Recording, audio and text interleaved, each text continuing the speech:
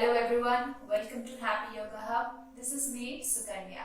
In this video, I am going to show you very simple and specific 7 asanas or postures which are going to work on your abdomen, your obliques and even your lower back. I am going to show you just one set. You can repeat it for 2 to 3 sets. Our first posture is Camel Pose, Ustrasana. So to do this, come onto your knees with hip width apart. Keep your feet hip width apart as well. Now keep your hands on your waist. Roll your shoulders back. Now start bending back, moving your hips forward. Make sure you're supporting your back nicely. So this is the half camel pose where you can stay. If you feel like you're very comfortable, then grab your heels one at a time. Or maybe you can even drop your head fully. Keep looking forward if you're not comfortable or if you have neck pain. You can just be here for 10 deep breaths. And remember, in order to do this, make sure you're not dropping your hips. Keep moving hips forward. And then slowly supporting your back all the way, come back to neutral position. And then sit back on your heels and bend forward. Relax in child's pose.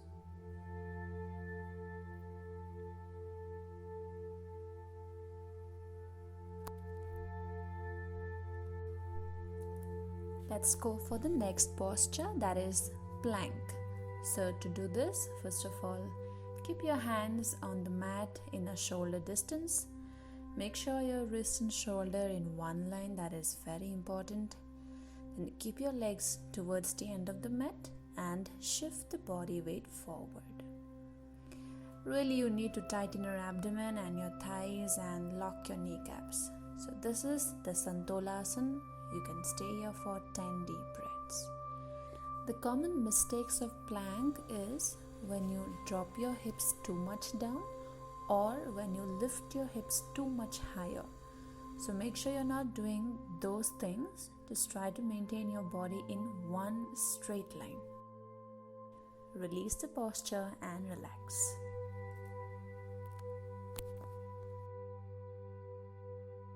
For the next one, that is side plank or Vasishthasana.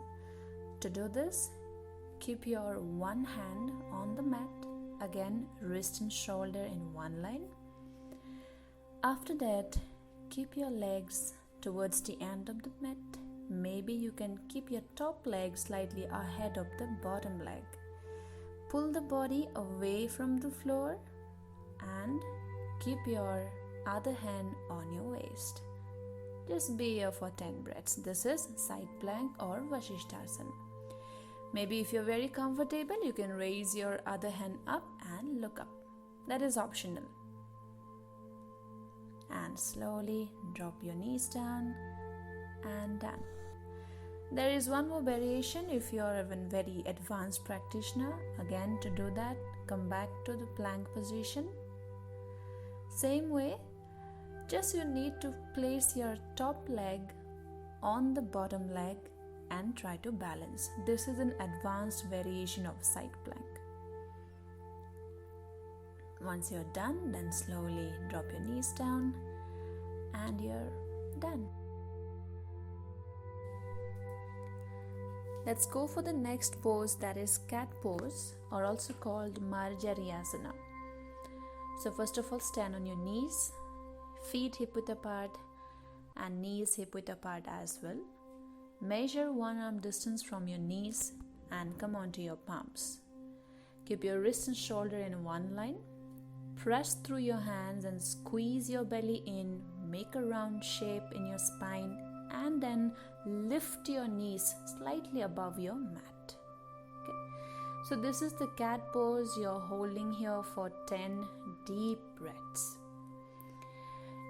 Somehow if this is very hard for you, if you have ankle pain or ankle injury, in that case you can always choose the modification as showing in the video. One of the very common mistake of this pose is when you lift the knees very higher. Please avoid that. Just make sure your knees are only about like 1 or 2 inches above the mat.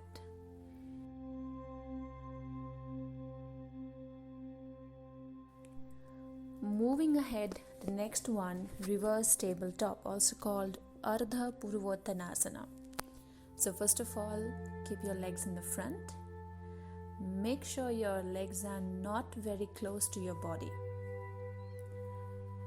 Keep your feet hip width apart and keep your palms right under your shoulders, fingers pointing to your legs.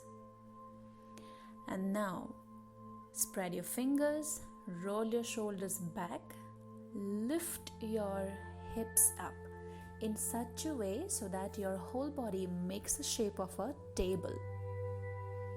You can look up if you're very comfortable, or if you're not so fine, or if you're having neck pain, in that case, look front.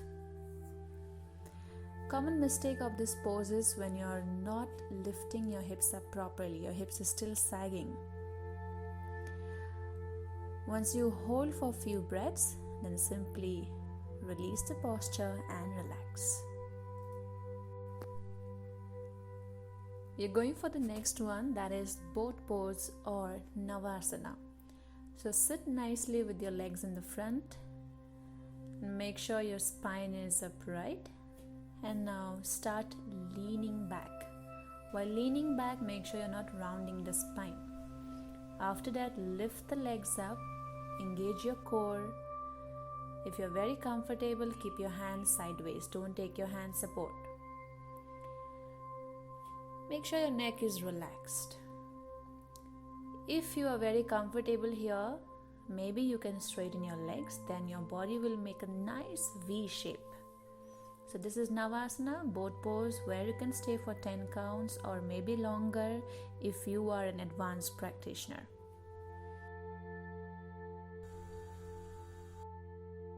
Last but not the least, bow pose, Dhanurasana. So to do this, lie down on your abdomen and then bend your legs at the knee. Hold your ankles with your hands, with your thumbs around the ankle. Make sure your elbows are straight. Then roll your shoulders back and then lift your whole body up, your upper body and lower body together. Balance on your abdomen. You can look front or you can look up. So this is Dhanurasana, where you are staying for 10 breaths. Common mistake of this pose is when you bend your elbows to hold the posture. Avoid that. After staying for a few breaths, simply release and relax. Then you take the support of your hands and slowly sit upright, and you're done.